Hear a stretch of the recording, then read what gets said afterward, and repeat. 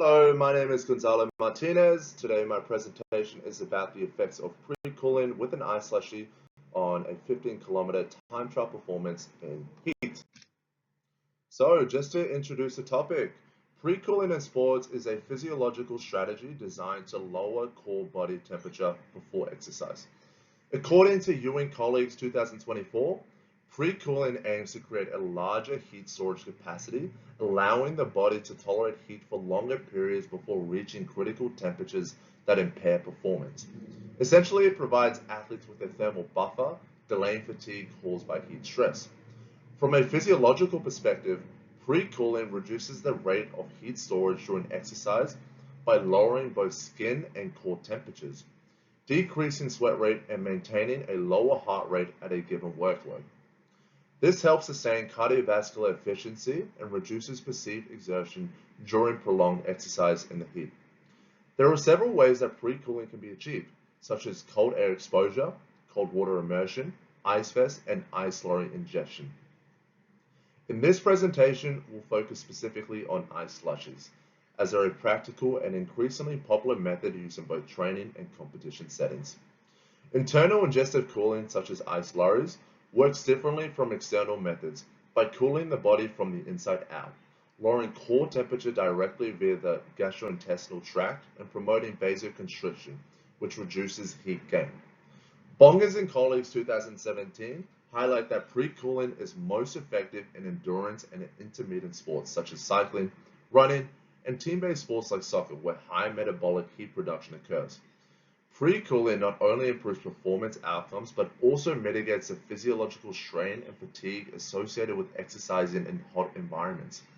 In summary, pre-cooling serves both as a performance-enhancing strategy and a protective mechanism against heat-related stress by optimizing thermoregulatory responses, cardiovascular function, and perceptual comfort during exercise. So, what does the current evidence say about pre-cooling? Well, first study looked at by Bongers and colleagues 2017, they looked at healthy populations and athletes at competitive levels. They compared pre-cooling, per-cooling, and post-cooling strategies and the effects on exercise. What they found is that pre-cooling before exercise effectively lowers core body temperature, delays heat-related fatigue, and can improve endurance performance, especially in hot conditions. Overall, they found that pre-cooling showed around a 5.7% improvement in exercise performance, which is quite significant. Furthermore, another study conducted by Ewing colleagues 2024, similar population of athletes and physically active individuals, they compared pre-cooling strategies between external and internal methods. An example of an external would be a cooling vest, and then an internal would be drinking an ice slushy. The findings showed that pre-cooling overall showed around a 6% improvement in time trial performance and an improvement of 15% of time to exhaustion, meaning the duration an individual can perform a physical activity before fatiguing. Another study conducted by Ruiz and colleagues in 2022, they looked at 472 physically active individuals and looked at various internal pre-cooling strategies and the effects on exercise performance. What they found is that mental mouth rinse improved performance by around 3 to 5%, ice-cold beverages like ice slurries improved by 2 to 4%, and then a combination of both the mental mouth rinse and the cold beverages showed a performance improvement of around 5 to 6%. And then two more studies we looked at. The first one by Marito and colleagues in 2022, looking at 12 university-level rugby union players. The researchers compared 3 different drinks that the rugby players had during halftime. The first one was called ice. This was a cold ice slurry around -2 degrees.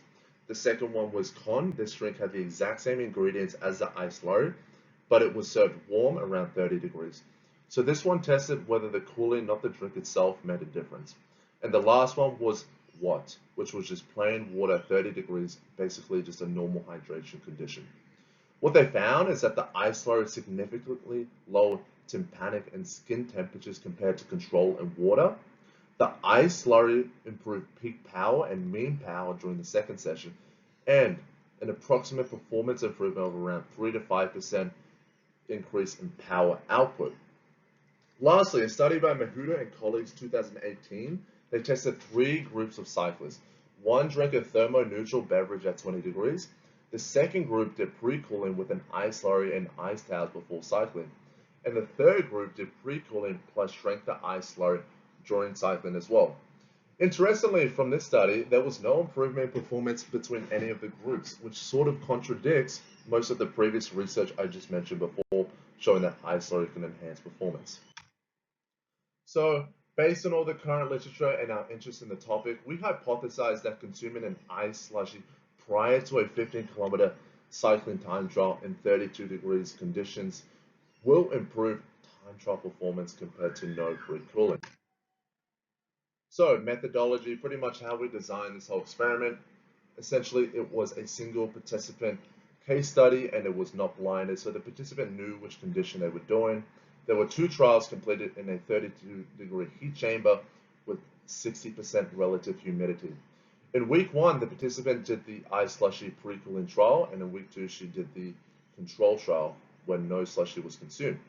The participant was a 20-year-old female recreational triathlete, 173.8 centimeters tall, weighing 70.5 kilos, and with a moderate physical activity level.